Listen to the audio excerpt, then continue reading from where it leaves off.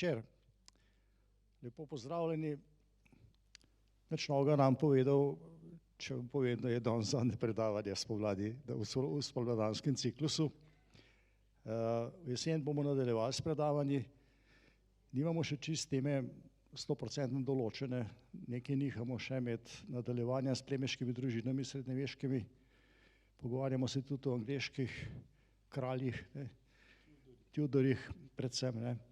Tako da pravi čas bomo poslali prave informacije.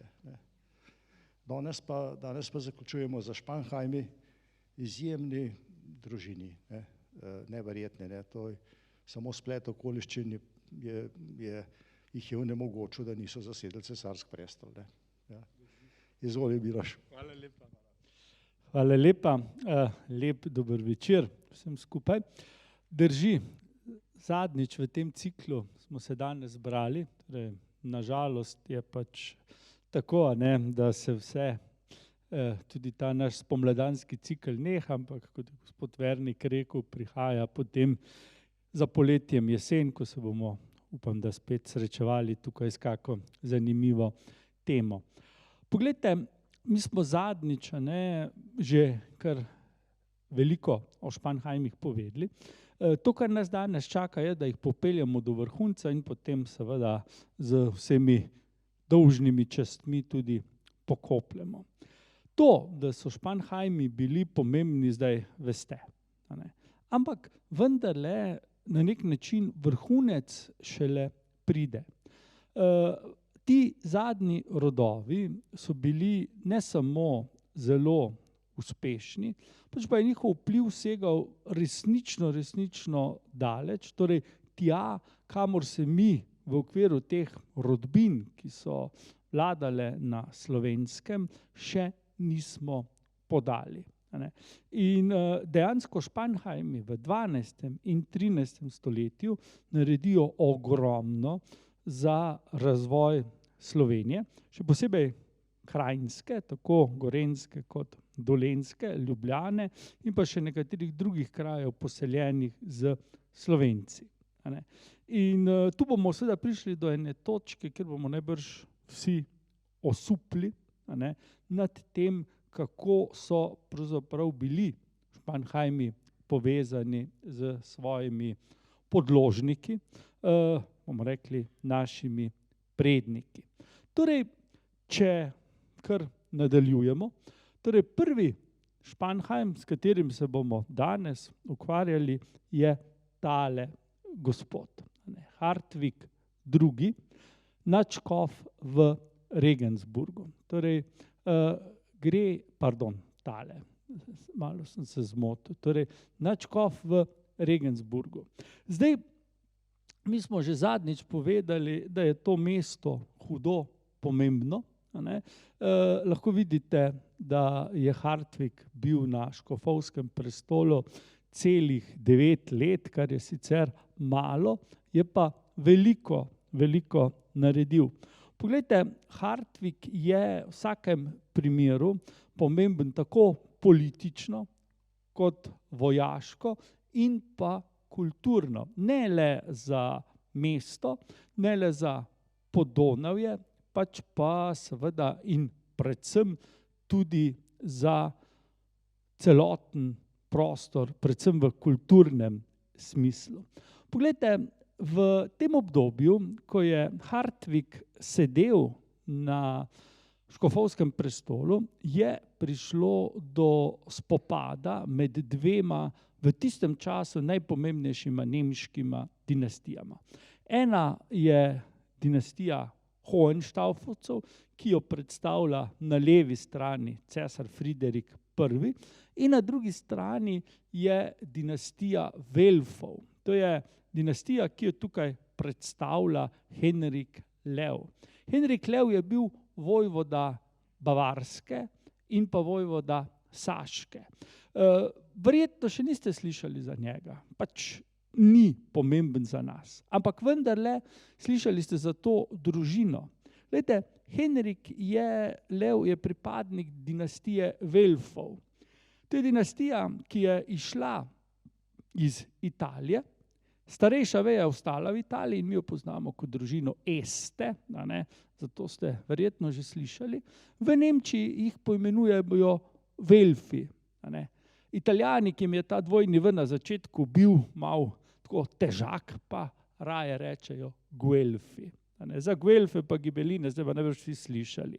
In zgodba, ki jo tukaj gledamo, je seveda zgodba boja med Guelfi, torej pripadniki dinastije Velf, ki so podpirali papeža, in pa na drugi strani seveda gibelini, cesarjem, ki je seveda imel svoje ideje, kako urediti Evropo, ki so bile seveda drugačne od papeža. In tukaj, v tem konfliktu, ki je bil, bomo rekli, vse evropski konflikt, predvsem pa je obsegal vse, če hočete, od Skandinavije dol do juga Italije, je seveda Hartwig Regensburški stal trdno na strani cesarja, torej proti papežu in na strani cesarja. Mi smo že rekli, da so Spanheimi zelo trdno stali ob vsakem cesarju, ne glede na to, iz katere dinastije je bil. In tudi tokrat je bilo tako. In poglejte, ko pravim, da je Hartwig podpiral cesarja, to ne pomeni, samo, da je stal na prižnici pa grmel proti njegovim nasprotnikom. Ne, Hartwig Spanheimski je osedlal konja, vzel meč v roke in ne glede na to, da je bil škof, se aktivno udeleži cesarjevih spopadov po Evropi, v Italiji, v Nemčiji in na Madžarskem. Torej, bil je človek, ne le besed, pač pa tudi dejanj. In ko je rekel, da podpirate cesarja, je seveda s tem mislil še kako zelo resno. K stolnici v Regensburgu, prej ste jo lahko videli, krasna gotska katedrala danes, je dozidal tole kapelo. Pravzaprav edino kapelo, ki je še ohranjena iz obdobja romanike, torej iz 12.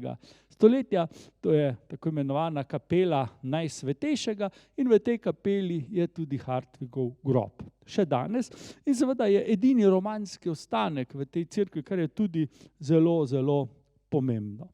Poglejte, Hartwig pa ni bil v tej generaciji edini pomemben Spanheim na cerkvenem položaju. Še veliko bolj zanimiv in rekli, po svoje kar nenavaden ali pa že si upam celo reči eksotičen je bil položaj njegovega brata Henrika. Glejte, Henrik je tudi postal škof, ampak v kraju Troyes. Torej, po slovensko bi rekli Troja.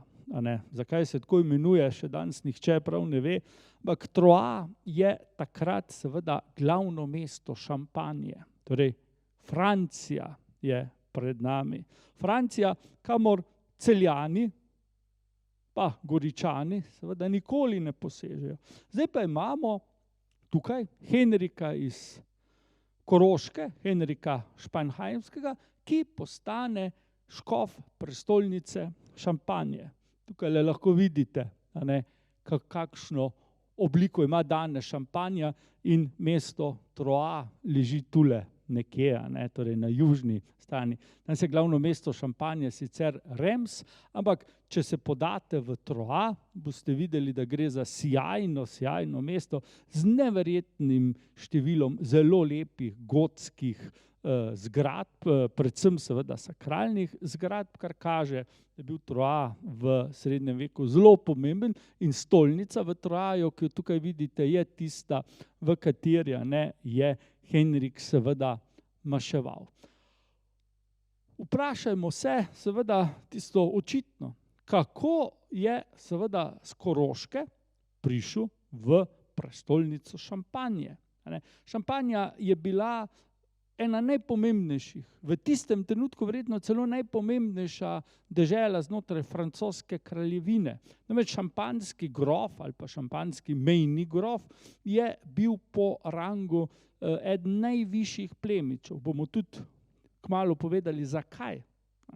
Torej, kako je Henrik prišel sem, tako daleč proč od doma in seveda ven iz Nemčije. a ne. Če bi ga recimo videli na Škofovskem mestu, kje v Italiji, bi rekli, no ja, okej, a ne, vendarle vemo, da so bili zavezniki s papežem, ampak Francija, kaj imajo seveda Spanheimi za delati v Franciji?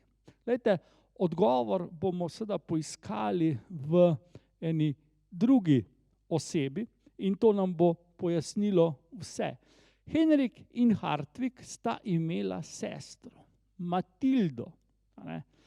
Prvič pravzaprav bomo zdaj bolj natančno govorili o eni ženski pripadnici španheimske družine, ki je pa seveda ena ključnih figur tistega časa. Namreč preko nje se je španheimska kri, so še španheimski geni razširili širom Evrope in lahko rečemo, da je ta Matilda, španheimska, Matilda Koroška, kot ji pravijo, absolutno ena najpomembnejših žensk tistega časa.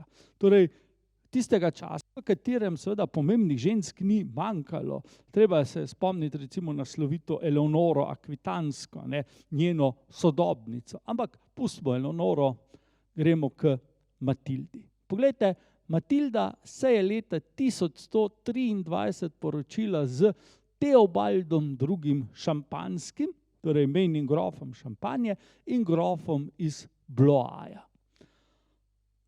Tukaj lahko vidite njegov grb. Zdaj pa seveda, kdo je bil ta Teobald? Poglejte, Teobald, smo že rekli, kot šampanjski grof je bil sila pomemben. Kot grof Bloaja, Blois je sicer eno mesto ob Loari, še mnogo bolj. Ampak ne eno, ne drugo ni tako pomembno, kot pa njegov rod. Namreč Teobald II. Iz Bloaja, šampanjski grof, je bil vnuk Viljama Osvajalca, torej prvega normanskega kralja Anglije in seveda v tem pogledu je bil njegov rod kraljevi rod. Spanheimi seveda so bili visoko, ampak treba je povedati, da so bili seveda Spanheimi vendarle nižje od Teobalda. In ta poroka je bila za Spanheime velik uspeh. Ne le, da so se poročili daleč proč od njihovega, bomo rekli, interesnega območja, pač pa so se seveda poročili višje kot pa kadarkoli doslej. Sej doslej so bile neveste španheimskih vojvod, grofov in kar je bilo tega visokega rodu. Prej kot ne iz vladarskih hiš, ampak nobena njihova se pa doslej še ni poročila tako, kot se je tale. Torej, da je postala šampanjska grofica in seveda žena vnuka Viljama Osvajalca. V srednjeveški Evropi bi težko našla Matilda koga boljšega za poroko. Predvsem pa seveda ta zakon sabo prinese neverjetne stvari. Namreč Teobald in pa Matilda sta se ujela. Mi ne vemo natančno, kakšni so bili njuni odnosi. Dejstvo pa je, da je Matilda rodila veliko otrok.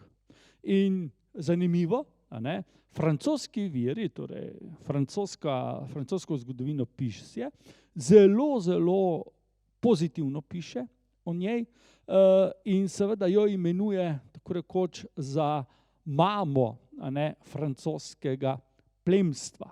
Boste kmalu razumeli, zakaj. Poglejte, Matilda je imela precej hčera. Vse hčerke njene so se poročile zelo dobro. Ena se je poročila z Ludvikom VII. Francoskim, je postala kraljica Francije. Druga se je poročila z vojvodom Edijem II. Burgundskim in je postala burgundska vojvodinja. Potem z Rogerjem III. Apulijskim, normanskim vladarjem južne Italije. Potem iz tega ven sledijo normanski kralji Sicilije, Neaplja. Tiste, kaj po Siciliji hodili, tista čudovita katedrala v Monrealu, je delo enega od potomcev te Matilde Španjheimske. In pa potem še Renaud II. Iz Barija, torej spet južna Italija, zelo, zelo pomemben srednjeveški plemič. Kaj je ključno? Glejte, preko teh 4 porok, ki jih imamo tukaj naštetih, se seveda rodi ogromno otrok, ki se potem seveda množijo naprej. Mi lahko Matildo mirno razglasimo za prednico tako rekoč celotnega visokega plemstva, ne le v Franciji, pač pa tudi drugje po Evropi. Francija, Britansko otočje, Nemčija, Južna Italija, Španija, vse to pravzaprav izvira iz te Matilde. Torej, mi bi rekli, da je ta poroka bila zadetek v polno. Matilda nažalost ne živi dolgo. Torej, ni ji bilo dano, da bi uživala v tem, da bi seveda videla sadove tega njenega, bom rekel, potomstva. Ampak za nas je morda zanimivo samo to, da je njen sin, torej William iz Bloisa, postal nadškof v Remsu. To je pa seveda najvišji položaj znotraj cerkve v Franciji. Torej takrat je bil, danes je to pariški nadškof, ampak tedaj je bil pa to nadškof v Remsu. Kako je seveda ta prišel tako daleč? Zelo enostavno. Njegova sestra je bila kraljica Francije. In lahko rečem, da vrhunec teh francosko-španjolskih zgodb se zgodi proti koncu 12. stoletja. Tukaj vidimo ta dogodek. William iz Bloisa je v Remsu okronal kralja Filipa II. Avgusta, najpomembnejšega srednjeveškega kralja Francije, ki je bil njegov nečak. Torej, gre za seveda družinsko povezavo, pravzaprav en Španjheim, delno, krona drugega za kralja Francije. Oba dva sta seveda po ženski liniji bila potomca Španjheimov, ampak se ni pomembno. Torej, družina Španjheimov se za večne čase v francosko kraljevo hišo Capetingov upisala in če hočete, iz te zgodbe ven izhajajo potem tudi Bourboni. Tako tisti, ki smo jih mi obravnavali tukaj na naših predavanjih, kot seveda Bourboni v Španiji, še danes vladajo, v Luksemburgu, še danes vladajo in tako naprej. Torej, s to Matildo se španjheimska kri razprši po Evropi in je ni mogoče zbrisati. Torej, morda, seveda kot zanimivost, ko bomo šli maja v Ile-de-France in Šampanjo, se bomo v Remsu spomnili na Williama iz Bloisa, ki je v tamkajšnji katedrali okronal Filipa II. Avgusta za kralja Francije. Torej, vidimo, kako pravzaprav lahko v tistem času, torej smo zdaj v visokem srednjem veku, ena ženska, ki formalno sicer ni imela oblasti, vendar le močno vpliva na dogajanje v Evropi. Torej, gre za resnično velik dogodek. Mi smo zdaj sicer kar lepo zapluli ven iz tega okvira svetega rimskega cesarstva, ampak je pomembno, da vidimo, da Španjheimi pravzaprav se ne ozirajo ali levo ali desno, proti zahodu ali proti vzhodu. Za njih je bilo važno, da se vzpenjajo. In tukaj so seveda dosegli enega svojih vrhuncev. No, pomembno povedati še nekaj. Torej, Henrik in pa Hartwig sta imela poleg Matilde še nekaj bratov in sestra in tudi o teh moramo nekaj povedati. Rapoto I, grof Ortenburški, za nas v bistvu nepomemben član. Ortenburg leži na Bavarskem in linija Ortenburžanov je v neki stranski veji še celo danes živa. Ampak zanimivo je nekaj drugega. Poglejte, prvič ta Rapoto I. se poroči z Elizabeto iz Sulzbacha, spet na Bavarskem. Za nas nepomembno, je pa pomembno, ne, da je to seveda kraj, iz katerega potem izhajajo kar pomembni bavarski vojvode. No, kaj pa je seveda pomembno? Ta Rapoto je imel ogromen ugled. Veljal je tako rekoč za idealnega viteza in v tem pogledu seveda mu je bila naložena ena prav posebna čast. Torej, nekje okrog leta 1184 je Sveto rimsko cesarstvo izgledalo približno tako, a ne, kot ena taka pobarvanka. No, in tega leta se je v Mainzu sestal državni zbor. Spomnite se, da smo mi že nekajkrat rekli, ne, da so taki kraji bili zelo pomembni, ker so se visoki, najvišji plemiči Svetega rimskega cesarstva, vključno z cesarjem, sestali, se pomenili o politiki in ob tem tudi seveda sklepali družinske povezave. In glejte, državni zbor je bil vedno tudi prilika, da so mlade plemiče povišali v viteški stan. To se zdi zdaj morda komu malo hecno. A ne? Vi ste seveda lahko bili sin grofa, vojvode, mejnega grofa, celo a ne, kralja, celo cesarja, a ne? Ampak seveda, čeprav ste bili plemič iz ne vem kakšne družine, to ni pomenilo skoraj nič, dokler niste bili povišani v viteški stan. Biti vitez, to je pa nekaj pomenilo.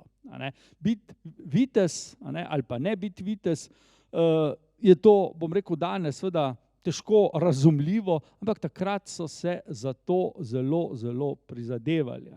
In največja čast za mladega fanta je bila, ko je pokleknil pred nekoga, ki je že bil vitez in ki je bil po rangu seveda zelo visoko in seveda sprejel viteško čast.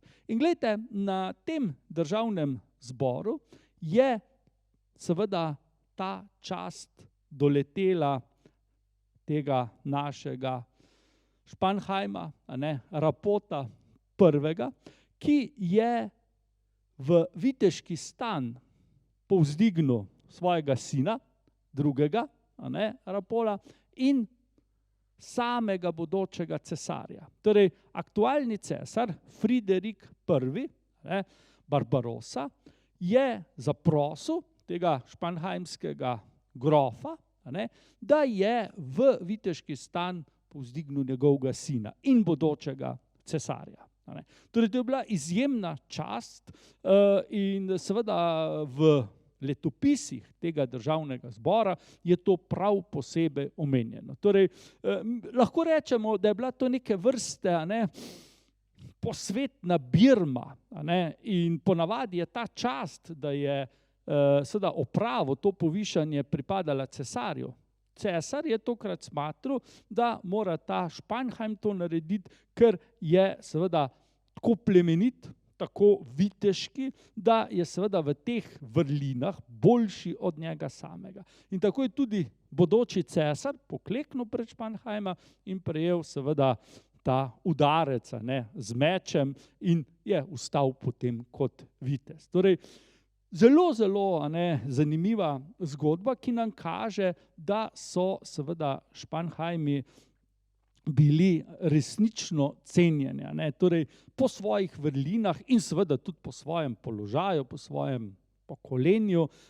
Namreč kaj takega se seveda redko zgodi, da bi ob navzočnosti samega cesarja nekdo drug mlade plemiče povzdignil v viteški stan. Ne rečem, da je bilo to enkrat samkrat v zgodovini cesarstva, ampak redko, redko se je to dogajalo. Torej, zdaj pa seveda nas čaka naslednja generacija, torej govorili bomo o Ulriku I., koroškemu vojvodi in mejnemu grofu Veronskemu. Vidite, da tudi ta ni vladal dolgo. Na splošno, Spanheimi ne vladajo dolgo, so pa kot boste videli, vse do konca 13. stoletja vendarle imeli dovolj potomcev, da so te kratke vlade sestavili skupaj. Izjema bo seveda vojvoda Bernhard, ki je vladal 50 let in je seveda rekorder med Spanheimi. Torej, zakaj je Ulrik I tako pomemben? Poglejte, Ulrik I je na nek način oče številnih mest na Koroškem in Kranjskem. Šentvid na Glini, tukaj lahko vidite glavni trg, je postal deželna prestolnica. Kostanjevica postane središče španhajskih ozemelj, bi rekli, na Dolenjskem. In seveda ustanovi se Celovec. Torej, neverjetna dejavnost. Spanheimi tako, bomo rekli, skoraj z ihto ustanavljajo mesta. Zakaj? Poglejte, zelo preprosto. Spanheimi so v srednjem veku uvideli prej kot večina drugih plemiških hiš, da je ključna kolonizacija. Torej, zemlje je bilo, kolikor hočete. Ampak ljudi, ki bi seveda to zemljo obdelovali, je bilo pa malo. In zato so Spanheimi, kolikor se je dalo, seveda olajšali fevdalne zahteve do svojih podložnikov, kar je bila reklama. O tem se je vendarle razvedlo. Ne samo po Koroškem in Kranjskem, pač pa seveda tudi širše po cesarstvu. In kmetje so seveda hodili na njihova ozemlja in se tam naselili. Seveda so pa vedeli, Spanheimi, da je pa najboljše in najbolj lukrativno, če pa ustanovijo mesto. Kajti mesta so prinašala še veliko več dobička. In bila so seveda, ker v njih ne živi plemstvo, pač pa meščanstvo, v veliki meri odvisna od svojih lastnikov, ustanoviteljev, v tem primeru seveda Spanheimov. In Spanheimi so veliko vložili v izgradnjo mest, ustanavljanje mest, krepitev mest, skrbeli za infrastrukturo, ceste, mostove in vse, kar sodi zraven. In jasno je, da se jim je to še kako obrestovalo. To je nekaj, kar v tistem času še ni tako zelo ljudem, torej vladarjem, padlo v glavo. V Italiji ja, ampak tam je že itak bilo veliko mest. V nemškem cesarstvu so bili pa Spanheimi, lahko rečemo, pravi pionirji, kar se tega tiče. In ta razcvet mest, torej v 12. stoletju, torej nastanek številnih ali pa obnova nekaterih starih mest, seveda je zelo premišljena politika. To se ne zgodi slučajno. Pač pa po nekem skrbnem premisleku in v tem pogledu seveda Spanheimi naredijo veliko dobrega za ozemlje, tako Slovenije kot avstrijske Koroške. Torej, Ulrik I umre po, smo videli, kratki vladi in ga pokopljejo tukaj v samostanu v Rožacu, v Furlaniji. To je območje, ki je sicer bilo blizu vpliva goriških grofov, ki v tem času pravzaprav prihajajo ven iz anonimnosti in videli bomo, da kar nekaj vojvod iz španheimske družine svoj zadnji počitek najde v tem samostanu. To je zahodno od Vidma v Furlaniji, torej če bo kdo kdaj si želel to pogledati. Torej, po Ulriku pride na prestol Henrik V. Torej, tukaj vidimo Ulrika, ki je bil poročen z Judito Badensko, torej spet iz čisto drugega dela, in tukaj seveda imamo potem 3 otroke, 2 postaneta vojvodi, eden pa, kot vidite, grof v Ljubljani. Torej, spet ena zelo zanimiva generacija. Torej, Henrik V. je bil zaveznik torej Henrik V. Španheimski, je zaveznik cesarja Henrika V. in Friderika I. Zakaj sem to zapisal? Zato, ker je bil cesar Henrik zadnji iz Salijske dinastije, medtem ko je bil Friderik I. iz Štaufovske dinastije. Kaj to pomeni? Smo že večkrat rekli, da so imeli Španheimi neverjeten talent za politično preživetje in tukaj se menja cela cesarska dinastija, za njih nima posledic, torej ni negativnih posledic.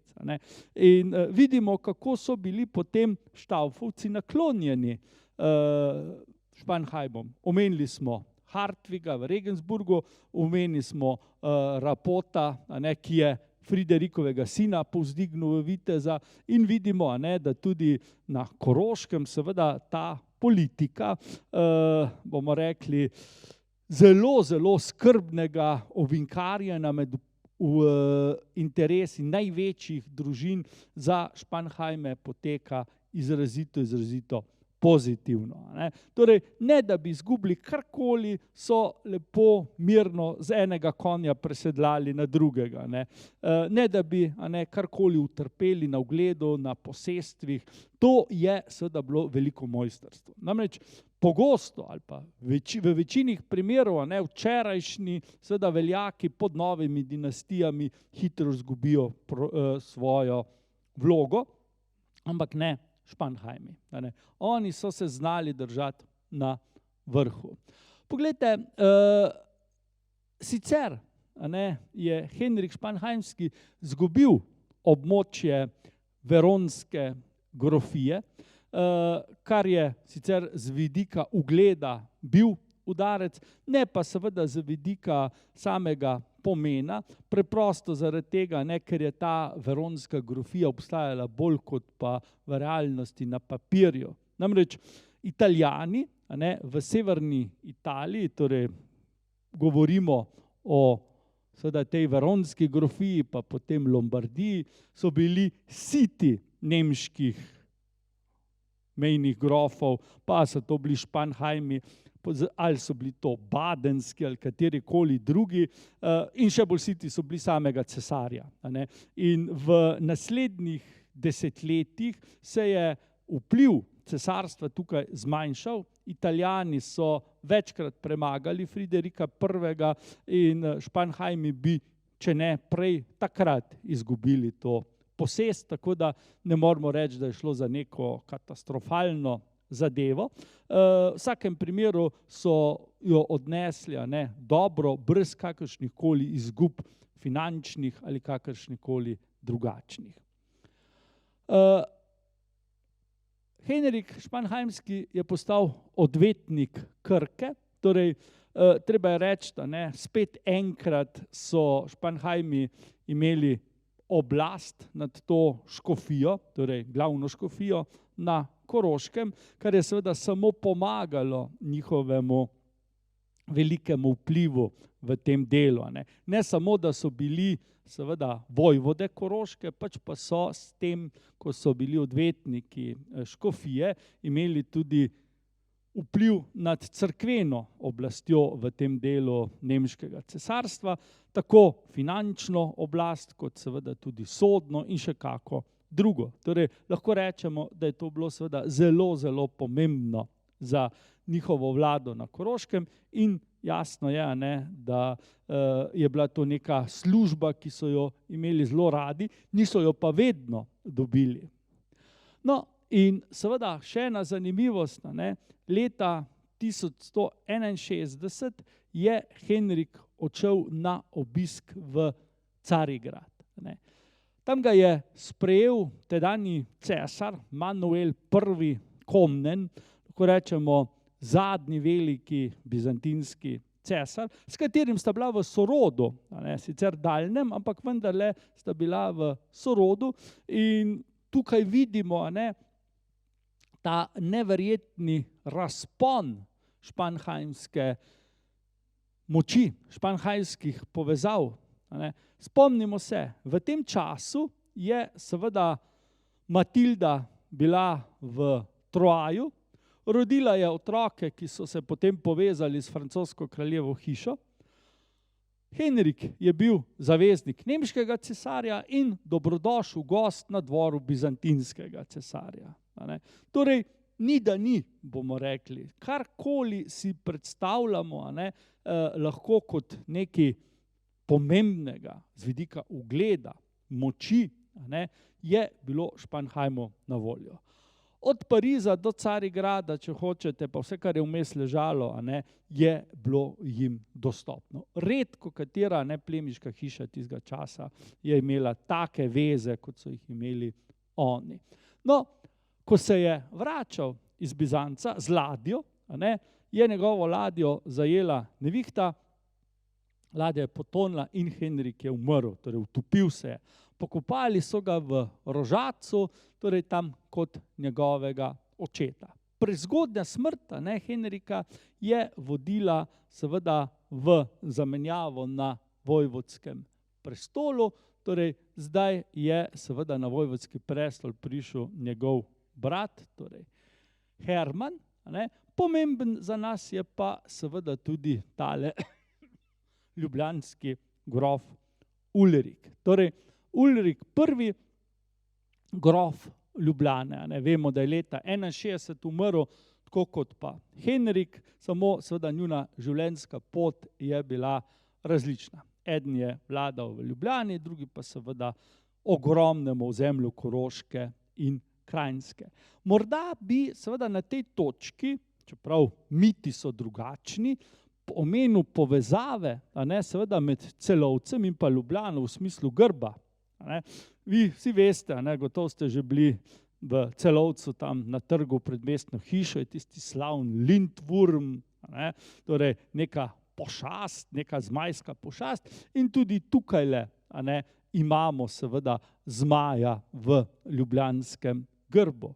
Torej, natančno ne vem, koliko je to povezano z Španhajmi, ampak domnevam, da je, glede na to, da gre za dve mesti, ki so jim v tem času, ko so grbi pravzaprav nastajali, ko so se dokončno uveljavili, da so v obeh krajih vladali Španhajmi. Torej, gledajte, Ljubljana je bila za Španhajme pomembna. V vseh pogledih lahko rečemo, da je srednjeveška Ljubljana projekt Španhajmov, tako mesto kot tako, kot seveda tudi izgradnja ljubljanskega gradu. Poglejte, nastanek srednjeveškega mesta datirajo v čas med 1112 in 25 in leta 44 ga prvič omenijo kot Ljuvignana, torej Ljubljana, ne kaka Emona, nekaj drugega, pač pa že z imenom, ki ga seveda brez težav prepoznamo. In seveda Ljubljana z svojo strateško lego, nekje na sredi dežele Kranjske, je seveda bila za Španhajme še kako zelo pomembna. Konec koncev, Španhajmi so že takrat vedeli to, kar so jasno 1000 let pred njimi vedeli Rimljani, da je Ljubljana na pomembnem prometnem križišču. In če gledamo danes te avtoceste, ena vodi tule z Gorenjske dol proti Zagrebu, druga pa seveda iz potem Maribora oziroma, če hočete, Budimpešte proti Furlanski nižini. Ljubljana je tam, kjer se ti dve avtocesti križata. In tudi takrat so se pusti tam nekje križale in Španhajmi so si hitro izračunali, kako zelo pomembno bo to za njih in kako bo tudi seveda to dobičkonosno za njih. Torej, zdaj pa seveda gremo k Hermanu, torej Hermanu II. Koroškemu vojvodi, ki je za razliko od svojih dveh predhodnikov malo dlje vladal svoji deželi. Vidimo, bil je poročen z Agnes Babenberško.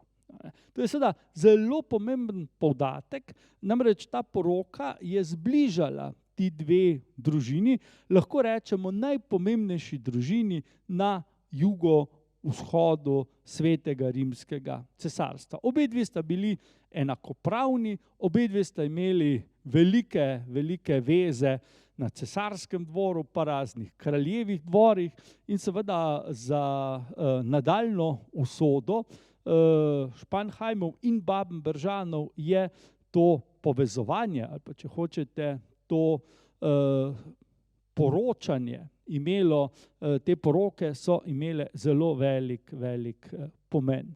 Torej, Herman, vidimo, ne vemo, kdaj se sicer rodi, ampak 20 let vlada Koroški.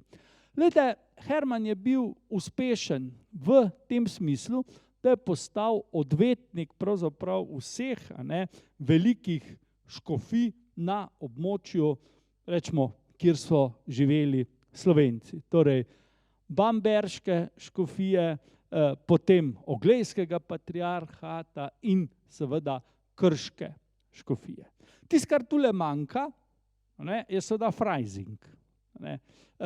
Freising, ampak seveda za Freisingom pa recimo še Brixen, z temi dvemi pa niso imeli Spanheimi velikih povezav. Če govorimo o Brixenu, seveda se je takrat že navezal na goriške grofe. Kakorkoli že, nikoli prej in tudi kasneje Spanheimi niso imeli tako velik vpliv na cerkev, oziroma so tako dobro seveda obvladovali cerkev. Torej, skoraj vse cerkvene posesti na ozemlju, kjer Spanheimi vladajo, so bile pod njihovo oblastjo. Glavna izjema je seveda Salzburg, ampak tudi ta bo še prišel na vrsto. Poglejte, v času Hermanove vlade pride do razcveta Ljubljane. Torej, sem se zdaj prenese center španheimskih posesti, ne da bi pri tem seveda Spanheimi zanemarili Kostanjevico, kjer so imeli prej svoje središče, prej obratno. Oba kraja zdaj cvetita in to seveda v tem smislu bolj cvetijo mesta, več bojo seveda vojvode od tega imeli. Kot sem rekel, Herman je bil poročen z Nežo avstrijsko, Nežo babenberško, ki je bila, lahko vidite tukaj po njenem grbu, na eni strani avstrijska, na drugi strani pa madžarska. Namreč bila je vdova madžarskega kralja Štefana I. in v tem pogledu seveda za samega Hermana izredno pomembna oseba, ker je seveda bila, če smemo reči, že nekoč kraljica in s tem je bila seveda veliko višja kot pa katerakoli druga princesa, s katero bi se lahko Herman poročil.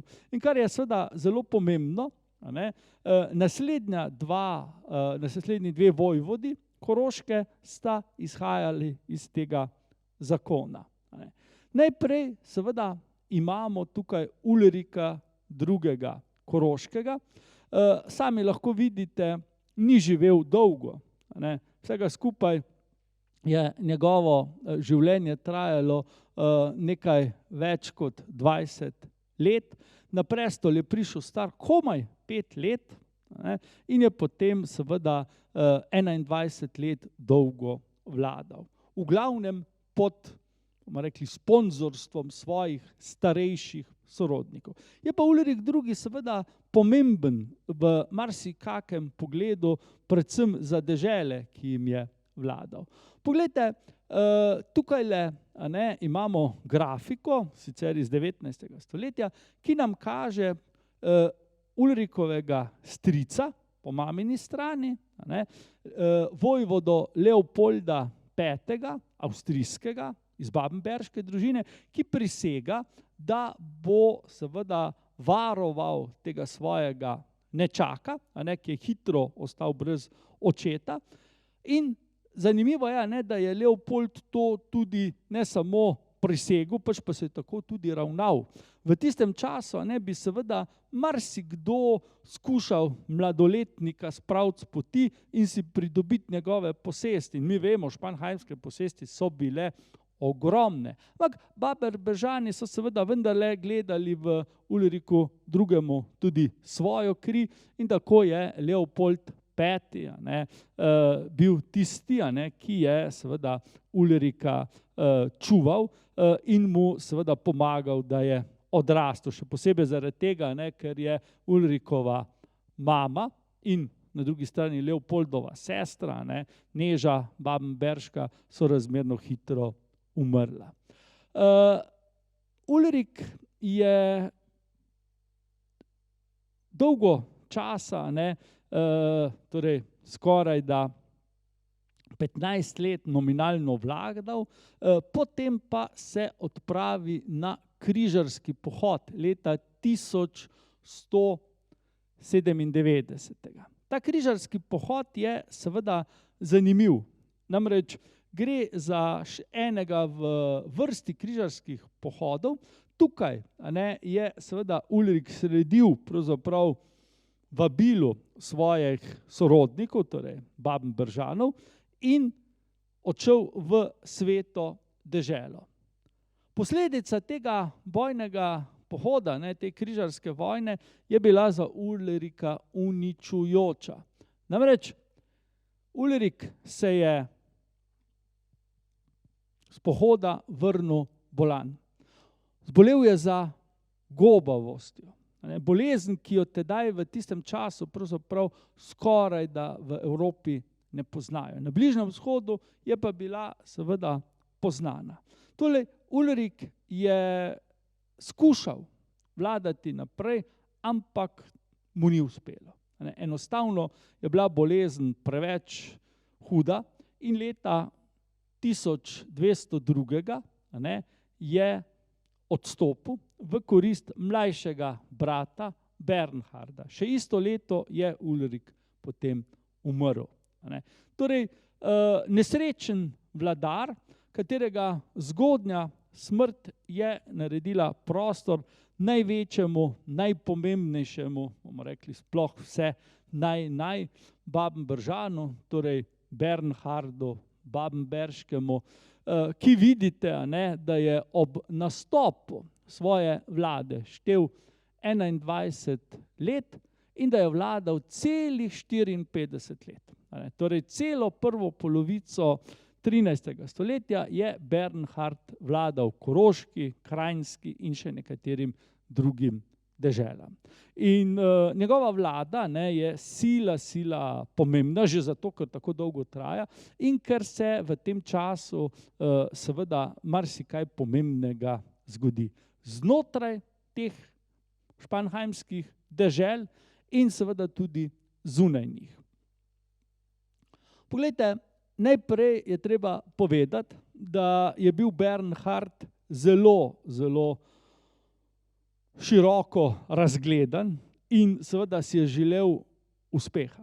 V ta namen je seveda si izbral za ženo češko princeso, torej iz družine Přemyslavov, torej Otokar I. Přemyslav, češki kralj, je dal svojo hči Bernhardu Španheimskemu in s tem postal tast koroškega vojvode. Ta odločitev je bila še kako zelo pomembna. Namreč videli bomo na eni točki, po Bernhardovi smrti so češki Přemyslavi podedovali španheimske posesti. To je seveda nekaj, kar verjetno Bernhard ni imel v vidu, verjetno je celo razmišljal ravno obratno, da bi se on dokopal do češke krone, ampak kot bomo videli, to se ne zgodi. V vsakem primeru poroka med princeso z Češke in pa Bernhardom Španheimskim ena najbolj usodnih stvari v razvoju te velike družine, torej španheimske. Glejte, Bernhard je še posebej veliko naredil za naše kraje. V Ljubljano je povabil nemški viteški red, križnike, tevtonske viteze. Vi morate vedeti, da so bile križarske vojne tedaj že v zatonu in mnogi viteški redovi, vsaj tisti, ki so bili pametni in so razmišljali malo tako, bomo rekli, vnaprej, so uvideli, da na dolgi rok v sveti deželi ne bodo obstali. In so si iskali seveda možnosti za preživetje v Evropi. Nemški viteški red še posebej znotraj svetega rimskega cesarstva. In Bernhard jih je povabil v Ljubljano, jim dal zemljišče, kjer je nastala njihova komenda, ki se še danes imenuje Križanke, no, ta baročna cerkev, kapela, kakor jo imenujete, je seveda veliko, veliko kasnejša, ampak dejstvo, da pridejo križevniki v Ljubljano, je seveda povezana z Bernhardom III. Španhajskim, ki jih seveda sem povabi. In kot vemo, ostanejo tukaj potem več stoletij. Poglejte, Bernhard je imel velike, velike težave z enim sosedom. In to je bila bamberška škofija. On je zgubil odvetništvo, ki je bilo nekaj generacij prej v rokah Španhajmov. Kot sem rekel, to ni bilo nekaj, kar bi bilo dedno, saj v tem primeru ne. In seveda to ga je motilo. Še bolj pa ga je motilo nekaj drugega. Poglejte, bamberška škofija je imela v posesti mesto Beljak. In pri Beljaku je bil edini most čez reko Dravo. Vi si predstavljate, tako kot danes je bilo že takrat. Torej, ta pot, ki pelje, če hočete, iz Ljubljane, preko Gorenjske, preko prelazov na Koroško in naprej proti Salzburgu in Nemčiji, mora na eni točki prečkati reko Dravo. In edini most, ki je bil pri Beljaku. In ta je bil v lasti bamberške škofije. In seveda ta mostnina je bila hudo draga in Bernharda je jezlo v dno duše, je bil jezen, ker je seveda znotraj svojega vojvodstva, znotraj Koroške, moral, kadarkoli je hotel z enega konca Drave na drug konc Drave, pravzaprav plačati nekomu drugemu, nekomu, ki ni niti bil njegov podložnik. In zato se je že zelo zgodaj odločil, da bo zgradil konkurenčni most. Pri mestu Velikovec, v bližini tedanje deželne prestolnice Šentvida na Glini, je dal zgraditi novi most čez reko Dravo. Danes ga seveda ni več, ampak pomembno je, da lahko vidimo, da so seveda fevdalci iz, smo rekli, družine Španhajmov zelo pogosto imeli velik interes tam, kjer ga morda drugi niso imeli. Večina fevdalcev tistega časa, zdaj smo v 13. stoletju, bi seveda v glavnem razmišljala, kaj potegniti ven iz tlačanov. Bernhard je bil pa drugačna. On je pa seveda gledal na trgovino in vse, kar je bilo s tem povezano, na razvoj mest in videl je, da je infrastruktura, ceste, mostovi in vse, kar je sodilo zraven, ključnega pomena. Brez tega ni šlo. In seveda ta most pri Beljaku, ki ni bil njegov, ga je hudo žulil in zdaj seveda naredi novega. To seveda ni prav nič zmanjšalo njegove jeze nad Bambergom, o čemer bomo še govorili. Kakorkoli že, ampak most pri Velikovcu je seveda zelo olajšal življenje na Koroškem, ker je zdaj bil vendarle tukaj most, ki je bil v posesti deželnega kneza. In to seveda ni nepomembno. Poglejte, leta 1227 se Bernhard odloči, da bo napadel Beljak. Torej, ozemlje v lasti bamberške škofije. Vojna je bila srdita, sicer kratka, ampak za Bernharda neuspešna. Torej, ni mu uspelo zasesti mesta in tudi ne mostu, ki si ga je tako želel. To je bil njegov velik neuspeh, pravzaprav eden redkih v njegovi politiki. Je pa seveda, bomo rekli, v istem času Bernhard zelo pozitivno deloval na naših tleh. Poglejte, Kostanjevica dobi leta 1215 kovnico, torej kujejo denar, in leta 1252, torej malo preden je Bernhard umrl, postane mesto, dobi mestne pravice.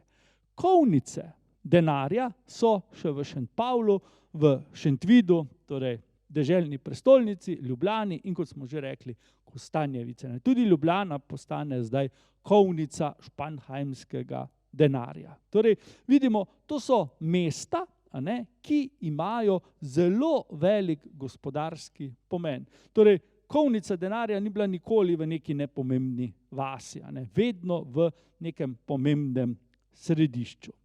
No, tu pa zdaj pridemo do, kar se mene tiče, najbolj zanimivega dogodka v njegovem, torej Bernhardovem življenju. Poglejte, ko je bil Bernhard v vojni za Beljak, je dobil novico, da se seveda tam mimo, da tam mimo potuje največji trubadur tistega časa. In ko rečem največji, mislim v evropskem pomenu, ali pa če hočete svetovnem, to je bil Ulrich von Liechtenstein. Tisti, ko imate res dober spomin, boste morda se spomnili, da smo tega Ulricha v naših predavanjih že enkrat omenili.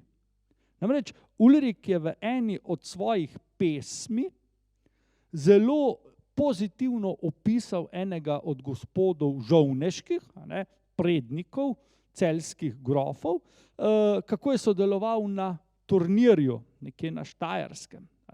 Torej, Ulrich velja za, mi bi rekli, super zvezdo tistega časa. Torej, vsekakor tako zvezdo, da je naš Bernhard odložil svojo vojno in pojezdil temu trubadurju naproti. Ulrich piše v svojem spominu, da je prišel koroški vojvoda v spremstvu 100 vitezov in ga nagovoril z temi besedami: Buge vas primi, gravla Venus. Pomeni, Bog vas pozdravi, kraljeva Venera. Kaj to pomeni? Da je Bernhard govoril slovensko. Pa to ni vse. Bernhard, koroški vojvoda, čistokrvne nemške krvi, je drugega Nemca nagovoril po slovensko. Kaj to pomeni? To pomeni to, da je bila slovenščina v začetku 13. stoletja na koroškem dvoru uradni jezik. Vsaj tako uraden kot nemščina. Namreč, če eden Nemec drugega nagovori po slovensko, to ni bilo slučajno. Verjetno Bernhard, domnevam vsaj, ve, da Ulrich ni znal slovensko. In to je nekaj, kar si je Ulrich zapomnil in si je zapisal. Za njega so bile te besede zanimive, ker seveda jih ni razumel, neka eksotika. Ampak očitno jih pa Bernhard razume in jih uporablja. In kaj to pomeni? Seveda, slovenski jezik je bil tedaj očitno še zelo, zelo živ kot nek občevalni jezik. Ne le med kmeti, kot so mnogi trdili, pač pa tudi seveda na samem vrhu dežele, torej pri samem deželnem knezu. Glejte, tukaj se moramo seveda zdaj dotakniti te zgodbe okrog ustoličevanja karantanskih knezov in seveda v primeru Španheimov v seveda koroških vojvod. Poglejte, mi vemo, kako je ta obred potekal. Opisi so znani, zelo živi in mi vemo, da se je pri tem obredju uporabljal slovenski jezik. Priznam, da naši zgodovinarji tako v takem precej kalimerovskem stilu so do nedavnega seveda vedno poudarjali ti znamenit dogodek, ki se je zgodil skoraj 200 let kasneje, leta 1414, kako je Ernest Železni, habsburški koroški vojvoda, odslovil te slovenske kmete, ki so prišli in ga nagovorili po slovensko, češ, ne razumem vašega jezika, dejte iti. Bernhard si lahko predstavljamo, da je v tem obredu, ki se je gotovo izvršil, ko je on prevzel oblast, ne samo razumel, kaj so mu povedali, pač pa jim je znal tudi v istem jeziku nazaj povedati. To je seveda silno, silno pomembno. Namreč tu lahko zdaj vidimo seveda eno veliko tragedijo. Namreč, če bi, načeloma, v zgodovini tega ne smemo uporabljati, ampak vendarle, smo tudi pri celjskih grofih malo sanjali. Če bi Španhajmi seveda živeli dlje in če bi seveda Habsburžani ne prišli v te kraje, zaradi tega bi se verjetno slovenščina že mnogo prej, kot se je seveda razvila v, pomemben jezik. Jezik, ki bi seveda bil tudi uradni jezik, kar seveda po izumrtju Španhajmov ni bil, tako rekoč, bomo rekli, do 20. stoletja. In to je seveda hudo pomembno. Zanimivo je, da tega dialoga oziroma tega stavka, ki ga je Bernhard izrekel Ulriku, nihče ne zanika. Tudi nemški zgodovinarji ga seveda navajajo. Se sicer ne spuščajo v neke globoke debate, kaj je Bernhard govoril, kaj ni govoril. Ponavadi je govoril tudi ta jezik, ki ga je v bistvu govorila velika večina njegovih podložnikov. Ne spuščajo se pa v debate, kako pomemben je ta jezik bil na koroškem dvoru, in seveda ne spuščajo se v debate o odnosu do nemškega jezika. Ampak, kot sem rekel, en Nemec nagovori drugega Nemca v slovenščini. To je seveda nekaj, kar moram reči, da ne poznam natančno čist zdajšnjih šolskih programov, ampak mislim, da tega ni not. Napišejo seveda, kako smo jih leta 1414 od Ernesta Železnega po glavi dobili, češ, to je jezik, ki ga jaz ne razumem, in kjer pa ne piše, da je Bernhard 200 let prej ta jezik govoril kot svojega. In bil je čisto krvni Nemec. To je seveda nekaj, kar ne smemo pozabiti. Tako da gre definitivno za zelo zanimiv, za nas zanimiv dogodek. Za seveda tisti čas verjetno nekaj tako nepomembnega, da pač ne bi nič o tem bilo zapisano, če ne bi seveda Ulrich Lichtensteinski bil pisec, pesnik, in ker se je seveda očitno začudil in tudi seveda se mu zdelo zabavno, zanimivo, da ga je koroški vojvoda v enem jeziku zanj eksotičnem, ali pa niti ne tako eksotičnem, konec koncev se je z žovneškimi poznal, nagovoril in po zaslugi tega velikega trubadurja, tega velikega nemškega pesnika, seveda se je ta spomin tudi ohranil. Tako da, ko je Bernhard se usedel na knežji kamen, je prav gotovo vedel, kaj mu govorijo podložniki, in jim je znal tudi v tem jeziku nazaj odgovoriti. Torej, Bernhard je bil odličen politik, imel je veze povsod. Tukaj vidite 3 upodobitve, torej 2 upodobitvi in pa eno grobnico. Lahko vidite, Henrika VI., Filipa Švabskega in pa grobnico Friderika II. Torej, z vsemi temi vladarji se je odlično razumel, podpiral malo enega, malo drugega in na koncu tretjega in vedno plaval na površju. Torej, bolj kot se je seveda stanje v Svetem rimskem cesarstvu sesuvalo, bolje je znal krmariti v tem dogajanju Bernhard Španheimski.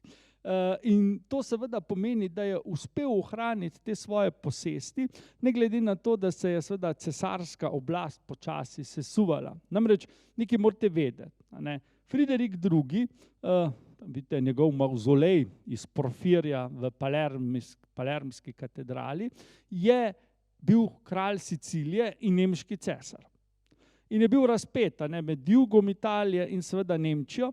Veliko raje je bil v Italiji, ker mu niti ni za zameriti, glede na to, kakšen je bil stil življenja v eni in drugi državi, ampak to je seveda pomenilo, da je zanemarjal Nemčijo. In Nemčiji je prišlo do številnih uporov in znotraj teh uporov je bil Bernhard včasih na cesarjevi strani, včasih proti, včasih nevtralen, vedno pa na pravi strani. Torej, v tem pogledu je bil velik mojster. Mi bi Bernharda lahko ocenili kot tako povprečnega ali pa morda celo slabega vojaka, ampak kot diplomat ali pa kot gospodarstvenik je bil pa izjemen. In to je seveda pomagalo, da se je ta njegova vlada pač ohranila v spominu ljudi kot najboljša izmed španheimskih vlad nasploh. Poglejte, še eno srečo je imel Bernhard. Leta 1240 so v ta del Evrope prišli Mongoli.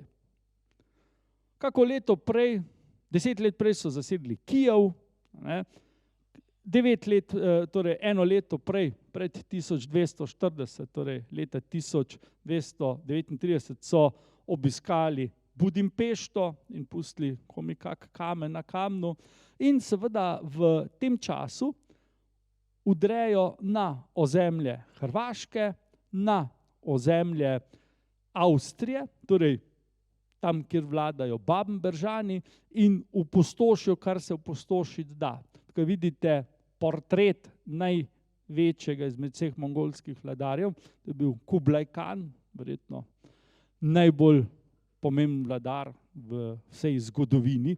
Če gledamo njegovo dejansko moč, bil je ne samo mongolski veliki kan, pač pa tudi kitajski cesar, kar recimo morda bolj znan Džingis Kan ni bil.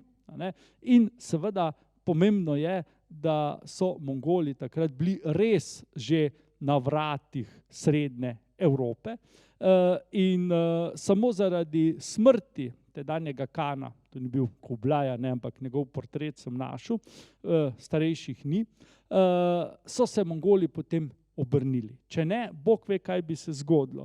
In lahko rečemo, da je seveda imel Bernhard srečo. Torej, Mongoli se niso dotaknili njegovih ozemelj, so pa opustošili ozemlja njegovih nasprotnikov. In to je bilo seveda za Španheime nekaj dobrega. Poglejte, ena od posledic, ki sledijo temu mongolskemu obisku, je tudi izumrtje družine Babenberžanov. Babenberžani, vladarji Avstrije, so izumrli. In za ta prostor, za to dediščino se zdaj seveda spopadajo Češka, na drugi strani Madžarska in pa seveda tudi Španheimi. Kakorkoli je bil Bernhard seveda močan, bogat, se ni mogel meriti ne z enim, ne z drugim kraljestvom in je seveda na koncu to bitko izgubil. Torej, s tem seveda ni prav nič se zmanjšalo njegova posest, torej Koroška, Krajinska, vse to ostane njegovo, ampak seveda kakšne širitve pa ni bilo. Kar se ogleda tiče, je seveda trpel, ampak ne toliko, ker je pač zmagovalec v tem boju, vendarle bil češki kralj, torej njegov bližnji sorodnik. Rekli smo, da je bil seveda Bernhard poročen z hčerko češkega kralja. Poglejte, delno je Bernhard to dediščino, ki mu je spolzela med prsti, nadomestil z naslednjim podvigom. Morda se spomnite te slike in pa tega dogodka. Torej leta 1252 je Bernhard premagal goriškega grofa Meinharda in pa njegovega tasta, tirolskega grofa.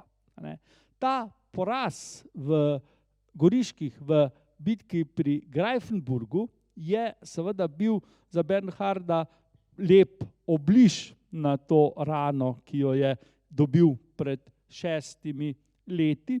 In kot veste, so v špitalu še istega leta potem podpisali mir, s katerim je večji del posesti goriških grofov na Koroškem pripadal Bernhardu.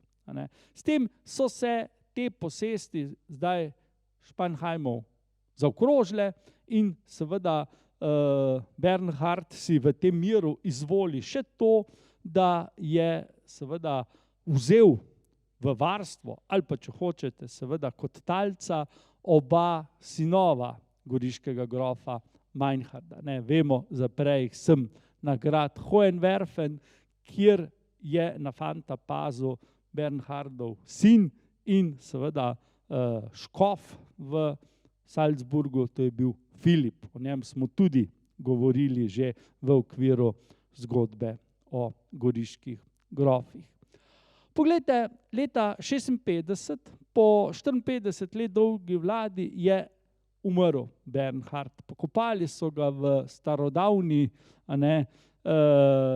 Opatiji, ki so jo ustanovili njegovi predniki v Šentpavlu in še danes je pokopan v tem samostanu. Večina Spanheimov je pokopanih tu, čeprav smo videli, da so nekateri pokopani tudi na Bavarskem, pa v Furlaniji, ampak Bernharda pokopljajo tukaj, torej na Koroškem v Labotski dolini. Poglejte, zdaj pride na prestol njegov sin, Ulrik III., ki mu je bila dana precej krajša in precej bolj nesrečna vlada. Ulrik je seveda še vedno razmišljal o tem, da bi si pridobil del bamberške dediščine. Konec koncev je bil tudi vnuk Bamberžanov. In našel je neke dokumente zadnjega Bamberžana Friderika II. In skušal seveda z raznimi pravnimi triki priti do te dediščine, ampak ni uspel. Ulrik je bil sicer sposoben vladar, ampak ni imel neke prave sreče, ki jo je vsekakor njegov oče imel. Poglejte, da bi nekako prišli do te dediščine, so se sedaj Spanheimi povezali z Oglejskim patriarhatom, tedaj je bil na čelu patriarh Berthold Andeški, torej iz družine Andeš-Meranskih, še ena pomembna plemiška družina, o kateri bomo tudi še kdaj kaj spregovorili.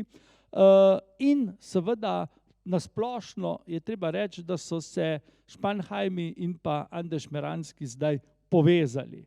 Povezali seveda v eni situaciji, ki je bila zelo težka. Poglejte, v tem času umre Friderik II., cesar Friderik II. In zdaj sledi eno dolgo obdobje, ko na nemškem prestolu ni nikogar. Vsaj ne nikogar, ki bi ga vsi priznavali. Temu pravimo interregnum, medvladje. Torej, prvi nemški vladar, ki je potem bil priznan od vseh, je bil šele potem Rudolf Habsburški.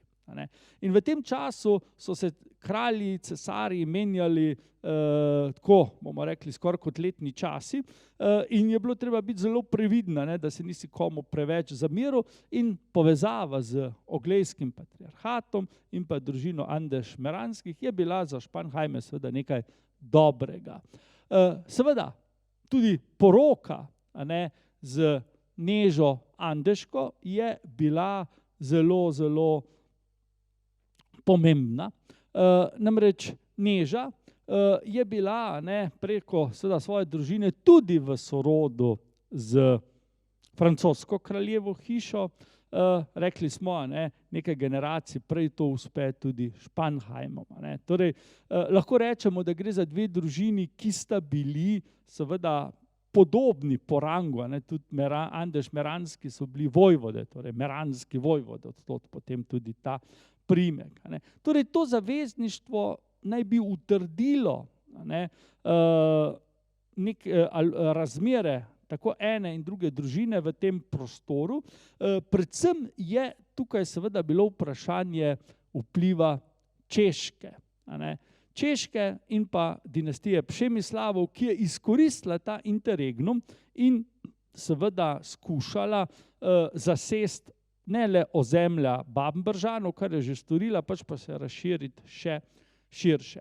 V tem času je Ulrik III. Ustanovil tudi samostan v Bistri, 1260.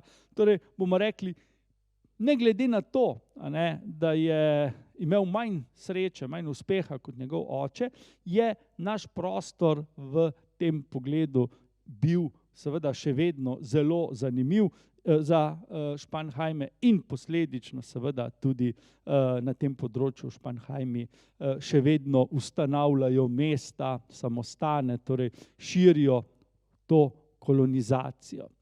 Poglejte, v posebnem sporazumu, ki ga Ulrik, ki ni imel potomcev, sklene z Otokarjem II. Přemyslavom, to je bilo leta 1268 v mestu Podžebrat, vidite, Podžebratski grad, je seveda Ulrik, ki smo rekli, nima potomcev, vso španheimsko posest zapustil Čehom, češkemu kralju, ki je bil seveda njegov bližnji sorodnik. Nihče drug ni prišel v poštev kot dedič, preprosto zaradi tega, ker v Nemčiji ni bilo dovolj močnega človeka, ki bi se Čehom, še posebej pa Otokarju II. Postavil ob bok, ga skušal seveda pregnati iz teh delov. In tako seveda je bila usoda teh dežel seveda zdaj za nekaj časa določena. Ko Spanheimi v podobi Ulrika III. Izumrejo, pridejo Čehi. In sami lahko vidite, kako je Otokar II. Razširil svoje dežele. Torej, do tega trenutka je obvladoval vse to, torej češko območje, potem bamberško dediščino, in potem seveda to območje Koroške, Kranjske, Slovenske marke in pa seveda tudi Furlanije. Vemo, da so mu morali tudi goriški grofje te zdaj priznati nadoblast. Poglejte, še enega Spanheima moramo omeniti. Ko je leta 1969 Ulrik umrl, je njegov brat Filip bil še živ. Filip je seveda bil zelo zanimiva osebnost. Zgodaj je postal kancler češkega kralja, torej predsednik češke vlade je bil. Njegova mama je bila Čehinja, torej hčerka tega kralja, in ni čudno, seveda, da se je Filip lahko povzpel na ta položaj.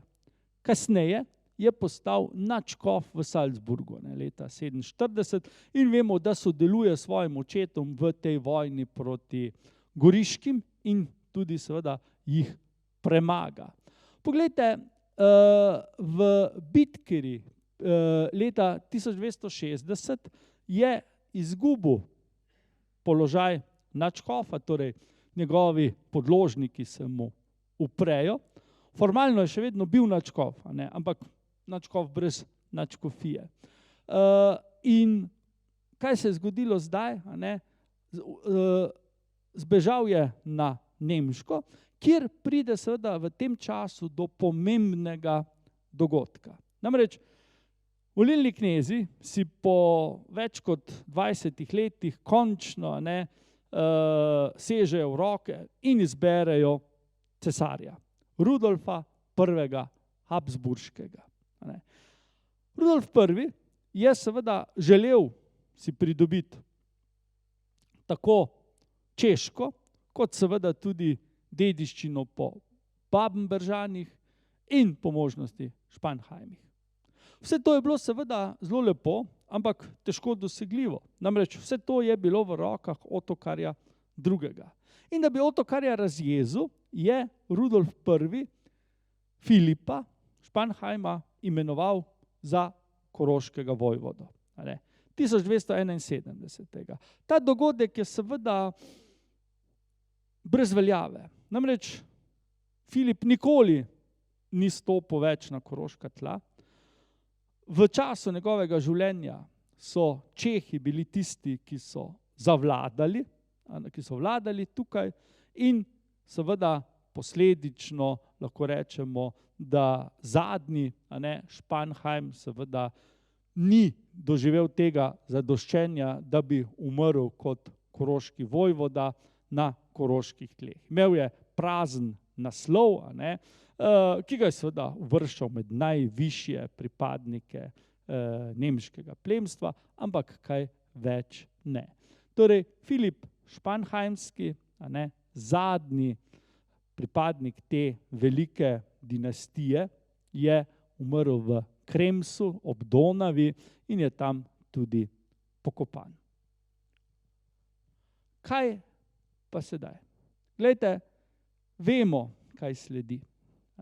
Torej, Habsburžan Rudolf se spopade z Čehom Otokarjem v bitki na Moravskem polju, kjer češki kralj bitko izgubi in umre.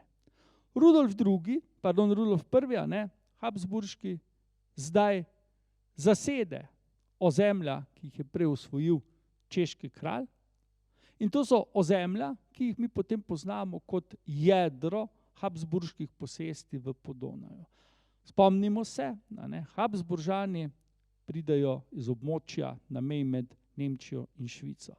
Ampak zdaj, ko premagajo Otokarja Přemyslava, je njihova Avstrija, danes bi rekli spodnja Avstrija z Dunajem, potem Štajerska in seveda dediščina Španheimov. Namreč Španheimi so svoje dežele prepustili Přemyslavu, ki je zdaj umrl, in seveda kot del tega vojnega plena tudi seveda Koroška in Krajinska pripadajo Habsburžanom.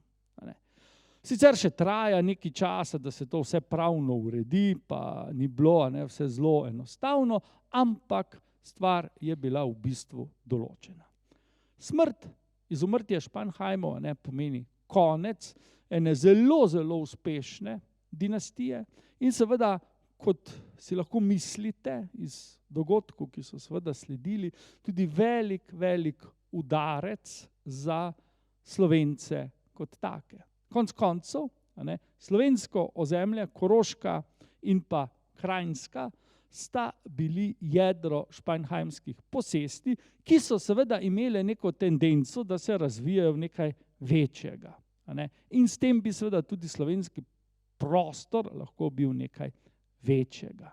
Ampak seveda Habsburžani so imeli srečo, tako kot vedno, tako kot so imeli srečo potem z Celjani, pa z Goričani, pa z burgundskimi vojvodimi, z španskimi kralji, a ne. Torej, Habsburžani so res lahko rekli, da so rojeni pod srečno zvezdo. Španhajmi so bili uspešni, ampak nažalost, a ne, da bi preživeli ta srednji vek, to jim pa ni bilo usvojeno. Tako da, najlepša hvala.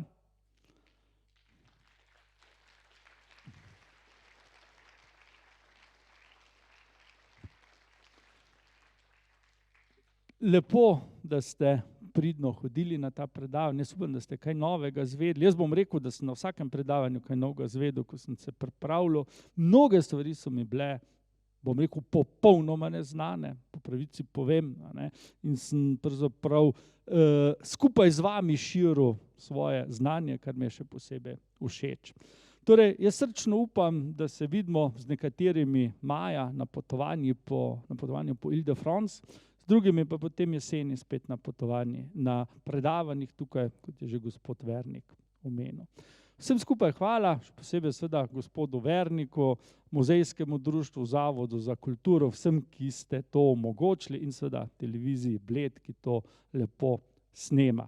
Verjetno, če ne bi tako dobro snemali, bi bilo več ljudi tukaj. Potem pa raje čakajo na dobre posnetke na televiziji, kjer je bolj komotno, ne. Ampak tako je, kaj čmo. Hvala še enkrat.